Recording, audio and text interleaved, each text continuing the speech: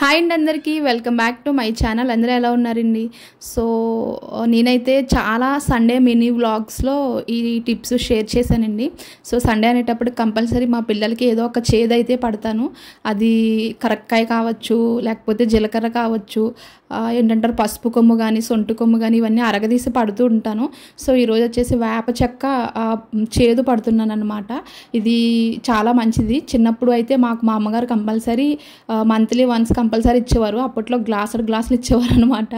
So ఇంకా ఏంటి ఆముదం ఇలాంటివి పట్టేవారు కదా, అది ఇలాంటివి పట్టడం వల్ల ఆకలి కూడా బాగా పుడుతుందంట. సో ఈరోజు మా పిల్లలకి వచ్చేసి నేను ఈ వేప చేదు అయితే ఇస్తున్నాను.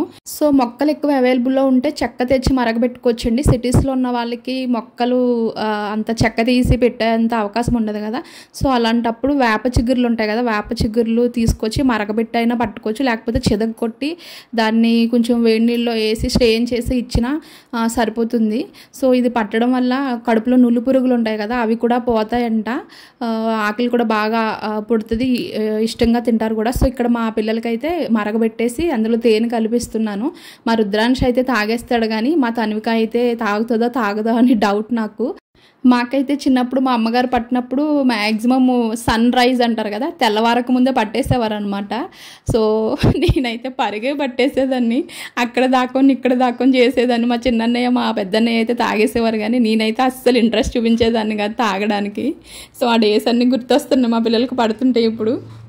సో ఇది చేదు కదా, చల్లారిన తర్వాతే పూర్తిగా పడితే మంచిది, ఎందుకంటే మళ్ళీ కడుపులో ఇకారం తిప్పినట్టు గట్ట ఉంటుంది. తేనె కూడా కంపల్సరీ పక్కన పెట్టుకోవాలి పడుతున్నప్పుడు.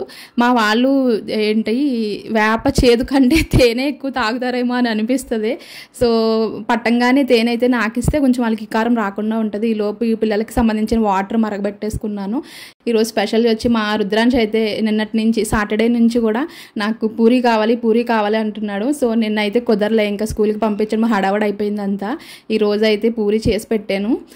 ఈలోపు మేము ఎప్పుడు తీసుకునే చేపలన్నీ అయితే వచ్చారనమాట. రొయ్యలు తీసుకోవచ్చు అనుకున్నాం, కానీ ఇంకా చేయడానికి చాలా టైం పడుతుంది. అన్నయ్యని కూడా చేయమంటే నాకు అవ్వదమ్మా, ఇప్పుడే తీసుకొచ్చాను కదా, ఇంకా బయటకు వెళ్ళి చాలా అమ్ముకోవాలి, ఈలోపు లేకపోతే మిగతా వాళ్ళు అమ్మేసుకుంటారు కదా అని అన్నారు. ఈ చిన్న చేపలు అయితే తీసుకున్నాము. ఈలోపు మా అమ్మగారు అమ్మవారికి నైవేద్యం పెడుతున్నారనమాట ఈరోజు ఇంట్లో. సో దానికి సంబంధించిన ప్రాసెస్ అంతా ఆవిడ చేసుకున్నారు, పక్కన నుండి మేము హెల్ప్ చేస్తామంతే. ఏంటో కానీ సండే రోజు చాలా లేజీగా లెగుస్తాం, కానీ పనులన్నీ కూడా ఇంచగ్గా తొందరగా అయిపోతాయి. మిగతా రోజుల్లో అలా అవ్వవు ఎందుకనో.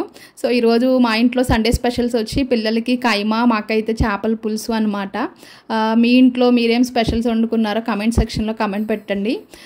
సో కంపల్సరీ ఈ వీడియో యూజ్ అయితే కనుక please like, share and subscribe to my channel for more videos. Thank you all.